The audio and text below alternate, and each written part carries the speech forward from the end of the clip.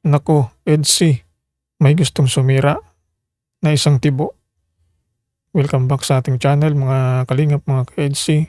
Ito po ang ating update sapagkat meron namang di umanong gustong sumira sa EDSI.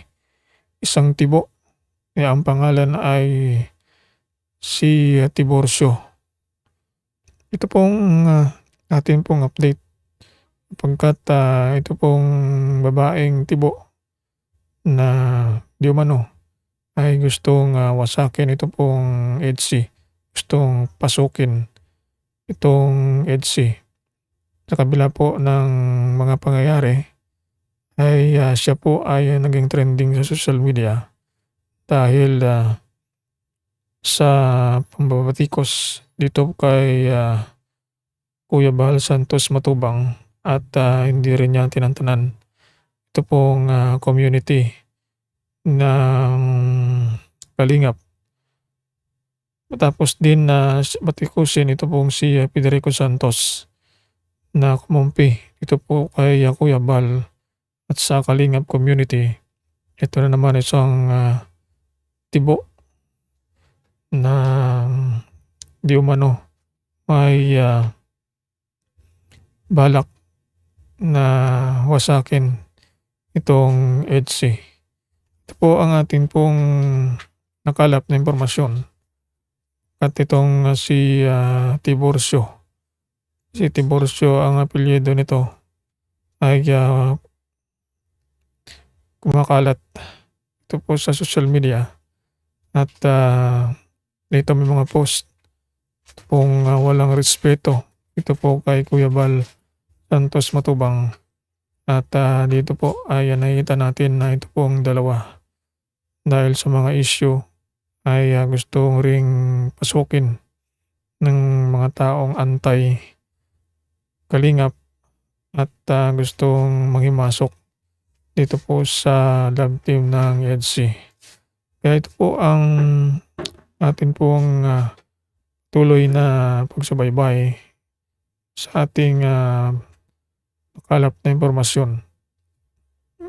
At ang dalawa ay matatag sa kanilang patutunguhan at kanilang tsamahan sa kabila ng issue na dumarating tapos sa social media ay patuloy pa rin ang mga pambabatikos dito po sa samahan at gusto nga buwagin ito pong samahang EDSI dahil hindi lang ito pong ang aawayan ng nakapalibot dito po sa tambalang EDSI ila Dr. Love at JP na mga bangayan ay may mga grupo naman na gustong sirain itong EDSI community sa mga baser na ito at gustong manghimasok dito po sa kalingap. Ito po ang founder Kuya Bal Santos ay hindi rin nakaligtas dito po sa pambabatikos ni Tiborcio. Ito ang mainit na balita na ginawa ni Tiborcio. Nagingay sa social media ang makalap di umano ng impormasyon at panghimasukan itong grupo ng EDSI at gusto nga pasukin ito ng community.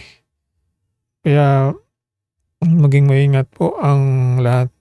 Ito ang grupo at si Dr. Love ay talagang gustong babagsakin ng iba dahil sa pangunguna sa EDSI.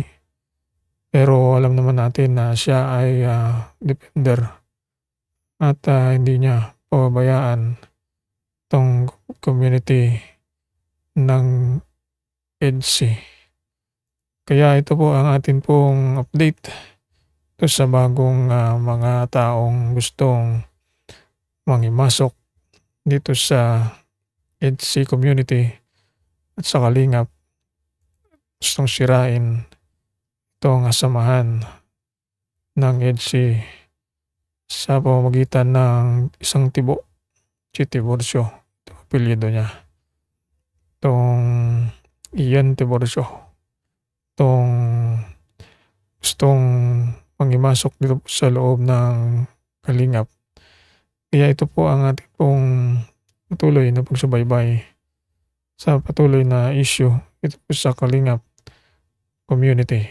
Naku, EDSI, may gustong sumira na isang tibo. Welcome back sa ating channel mga Kalingap, mga ka-EDSI. Ito po ang ating update sapagkat meron namang di umanong gustong sumira sa EDSI. Isang tibo. Ang pangalan ay si Tiburcio. Ito pong ating pong update sapagkat ito pong babaeng tibo na di umano ay gustong wasakin ito pong EDSI.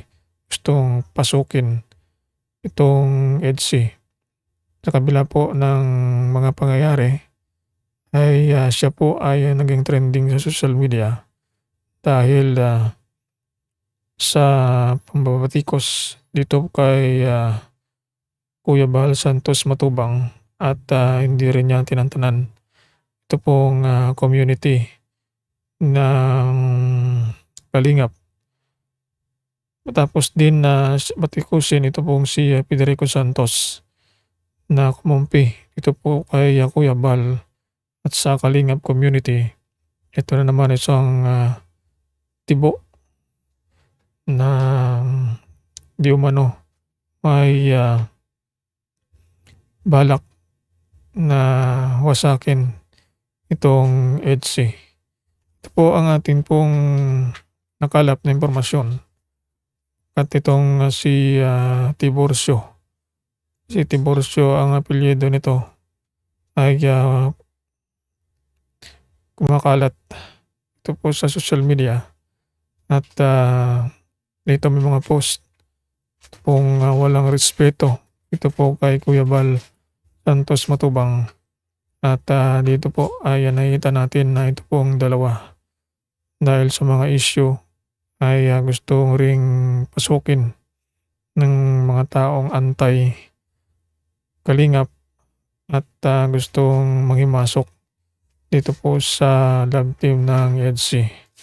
Kaya ito po ang atin pong tuloy na pagsubaybay sa ating nakalap na impormasyon.